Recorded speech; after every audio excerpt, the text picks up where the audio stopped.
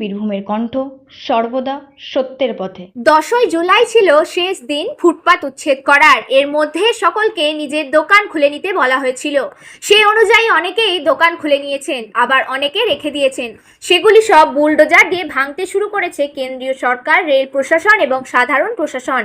একসঙ্গে রেলের জায়গায় রেল এবং প্রশাসনের জায়গায় রাজ্য সরকারের তরফ থেকে ফুটপাত পরিষ্কার করা হচ্ছে। সকাল থেকে শুরু হয়েছে, চলছে এখনো। রেলের তরফ থেকে আরপিএফরা গুলিয়া নিয়ে তাদের জায়গায় দখল করা গুন্টি বা দোকান সবকিছুই বুলডোজার দিয়ে ভেঙে ফেলেছে।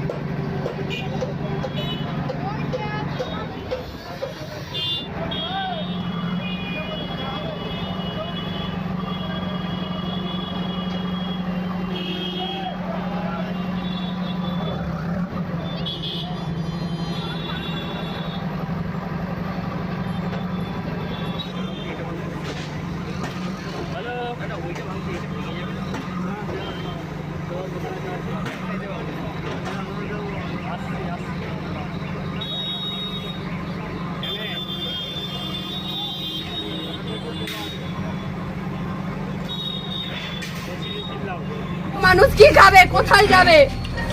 মমতা ব্যানার্জি বলুক, তাদের ব্যবস্থা করে দিক। এখন কিনা কালকে বলছে মহিলাদের শৌচাগার করে দেবো। ও মানুষ খাবে না, পেটে শৌচাগার করে দেবে। মানুষকে পেটে লাথি মেরে দিল তো মহিলাদের জন্য সুরক্ষা। লক্ষ্মী ভান্ডার চাই না, বন্ধ করে দিক লক্ষ্মী ভান্ডার। লক্ষ্মী ভান্ডার নেব না, আমরা নেব না। লক্ষ্মী ভান্ডার বন্ধ করে দিক। লক্ষ্মী ভান্ডার 1000 টাকায় কি আমাদের সংসার চলবে? ব্যুরো রিপোর্ট, বীরভূমের কণ্ঠ।